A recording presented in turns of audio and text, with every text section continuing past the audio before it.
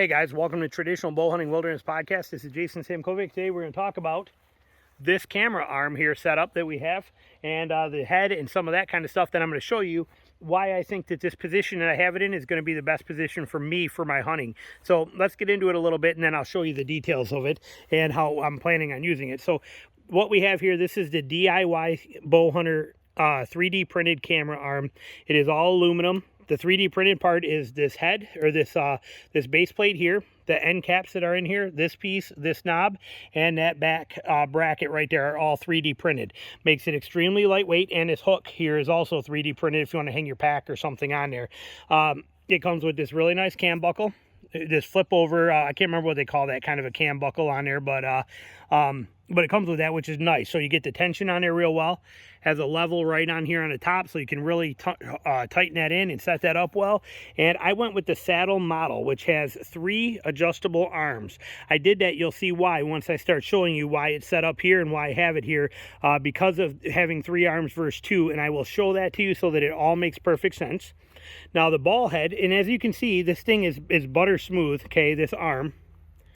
Okay, very, very smooth. Easy to put anywhere you want it. Goes right around a tree. Like I said, very nice, very simple, smooth arm. It's my Sony ZV-1 with a Rode micro mic, or mini or micro, whatever they call it, mic on there. This is what I'm going to be running. I got another hot shoe on here in case I need it for light or anything like that. And I got a UU rig base plate on this camera. So real simple. That base plate allows me to change my batteries and SD cards without removing it from the tripod or a ball head or whatever I have it on. And it gives me a whole bunch of mounting plates on here, this mounting point here. So I really like it. The ball head is made by Small Rig. Okay, that's who makes this, and it's a great little mini micro ball head. It weighs 0.6 pounds, so it's just a hair over half a pound. This arm is longer. It was about that much longer, and it had a rubber handle on here. That kind of got in the way of how I wanted to set stuff, so I got rid of it because it's in the way. I couldn't turn more. I wanted a smaller one. I still wanted a handle here to be able to control that camera, but I did not want a big one. It, like I said, would stop me from being able to turn this right here, have that there, and be able to make these kind of turns. So I wanted that smaller. So all I did was cut it off. I actually borrowed a hacksaw from my new neighbor. This is our rental house we're in until November. And he had a hacksaw. I did not. So I cut it off on a hacksaw and then hit it with a belt sander to kind of round that off. But this Small Rig head is awesome. Like I said, very butter smooth. Look at that. Just butter smooth fluid head. Okay. I mean, look at that. That is just awesome. This thing is incredible. And the handle is removable. They also give you, here you can see right there, see that? That's an Allen wrench. If you wanted to remove these 2 bolts from this handle anytime in the field, that is an Allen wrench. If I reach around back and push on that, pops out the Allen wrench, which is held in with this magnet, okay? Little mini Allen wrench that you can use for those screws. Watch it, it'll click in. And it locks in with a magnet and it stays under there all the time. Kind of cool, neat little feature. I don't know if I'll always leave it in there, probably not, but it is nice to know that it is set up that way to give you that option. There's a quick release plate on here, right here. So if I hit this, I'm going to try and not lose my camera. So let's hold the camera here at the same time. Hold on. Make sure we got enough to get it off. Let's see here. There we go. I can still spin it. Okay, you got a level on here as well too. So if you want to level that out, you got 2 levels, which makes it nice to be able to set that exactly where you want it to be at. And you got the quick release plate. The quick release plate is really nice. These 2 screws that you see, again, it's hard for me to point with one hand here holding it, but let's do this. Put the seat down. We'll set it here.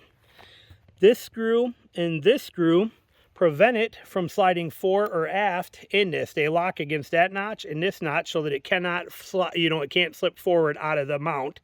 And what else is nice is not only do they give you this screw where you can actually adjust this with a quarter or something like that. If you look at this, I can turn this out and it gives me a way to be able to turn that by hand and loosen that. I have that on 2 other ones. It's kind of a nice feature rather than just a screw. It just folds up out of the way, but it's a little hinge, be able to hand tighten that really well. And I really like that. But that plate, that mounting plate, just mounts right into that plate, right in there real quick, boom, boom, boom, and you are good to go. And that right there is that DIY Bowhunter camera arm. This is the saddle model. The difference being the saddle model is 3 sections designed to go behind your body on the tree. Okay, to hug the tree tight, to be able to wrap around the trees. If this, look at the size of this tree. This tree is huge. Look at that tree, it's massive. Okay, if I was on a smaller one, this would articulate and almost go all the way around a smaller tree. So it gives you a lot of flexibility there to do that. Their tree stand model is only 2 arms and they're longer, and it'll probably get out there and do the same thing. But I wanted the ability to hug the tree as tight as possible, and you will see why here in just a few minutes when I actually get on stand with my bow, and I'm going to show this to you. So, but that is my setup. And I'll show you why I have it positioned right here where I do, which makes a lot of sense once you see it. There's big reasons why I have this arm here, mounted here. I have played with this today for about an hour and a half. I've had it here, I've had it here, I had it down here, I had it down here, I had it up here, I had it everywhere. I had it in the back, even though this was bothering me, dead center. I've tried everything.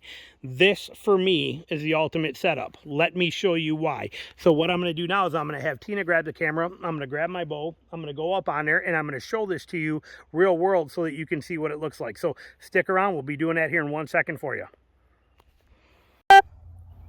Okay, now I'm going to show you here. I've done a lot of testing on where I want to put this camera arm. It's important to me in the setup, and I've tried a bunch of different ways. So here's what I'm coming up with. Now again, it's been 15 years since I hunted with a camera in a tree, but right now we have this dialed in. Here's what I'm thinking after all my experimentation. I got a few things with a longbow and shooting with a heavy cant. I need to take that into consideration on where I put that camera so that I can shoot all the way around the tree. So I kind of wanted to have it on this side, but I'm left-handed anyway, so it works better to be here. So I can have my bow in my hand like this and be set up, and I can hold my bow right here like this, and I can still move this camera. Okay, here's the length of that arm, as you can see. Okay, right there is what we get. But now having it here is a couple things. When I shoot, I like to be standing. I stand 90% of the time in a stand. I sit when I need a break. Okay, that's it. But I need this arm to be able to go around past this seat. See how it's just above my seat right here? Look at that, T. Tina's working the camera, but see how I have that just above my seat? That's important to me, because if I go to put my seat up and it's too far down, I can't get the arm around there, okay? If I go too far up, it's too hard to deal with when I'm sitting down. So that seems to be a very crucial piece for me, is to have that right above my seat where that arm swings here like this. Just having that right above my seat is a key part that I'm looking for, because I am going to bring the camera between me.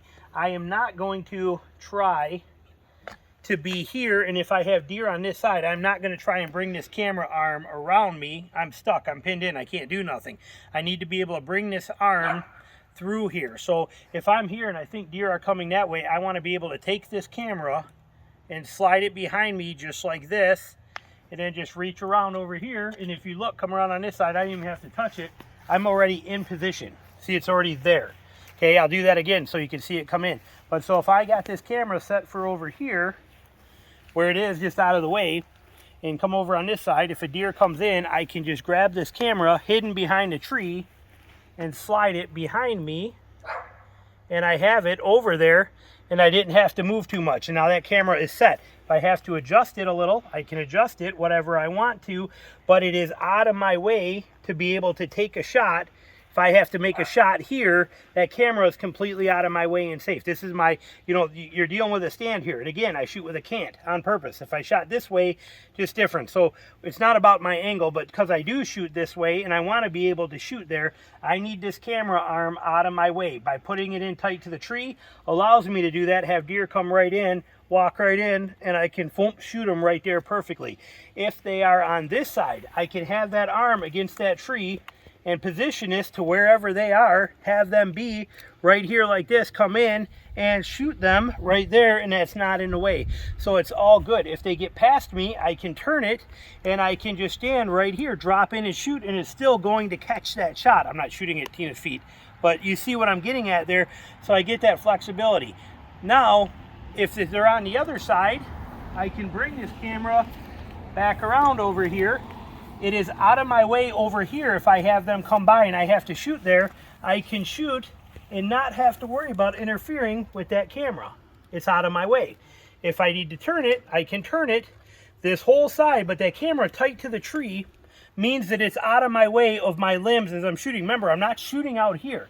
I don't shoot 30, 40 yards from a tree stand where I would be on an angle. My shots are right here, inside of 10 yards, 90% of the time. So I need that shot to be right here at that angle like that, and I need that camera clear to be able to do that. So having it mounted here, off to my side, allows me to be here to function. I'm not using a very zoom or nothing, so I can control my zoom here if I want to. My record button's right there.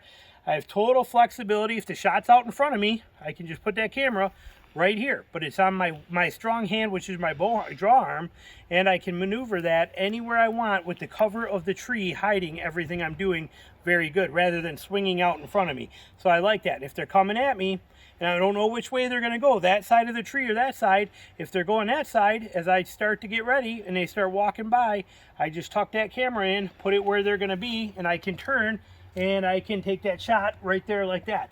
If they're going to go on this side of me, when they cross behind brush and stuff like that, I can just move that camera right behind me like that. The camera is now set, wait for them to get there. When they do, boom, take the shot, and I have them. So having that camera arm flexibility and running it tight to the tree in between me is how I plan on doing it. Is it the best way? I don't know. Like I said, when I did this 15 years ago, I had huge Canon XL1S's cameras, and I had, 60 pounds of camera gear and a camera arm that would reach way out here and that I could run out here. The thing was a beast. That's what that's why I quit doing it, was because I didn't want to carry all that camera gear in there with me. It was huge. And but now with this simple little setup, I believe this is going to be my best method. So that is why I'm running it there. And again, the key thing being here too, I need to be able to put that seat up and down, which I am right above that seat with my arm, which gives me that flexibility to move that camera arm around through there, be able to sit down, put my seat up, have no issues whatsoever. So that is, and this is where it will basically live until I need it. When I need that camera, it's right there, and I can just take it, like I said, real simple and easy, and adjust it wherever I need. And if it has to go to the other side, easy peasy to put it over there and not get busted. So that's kind of the game plan here with this camera arm and what my expectations are. So, all right, thanks for watching.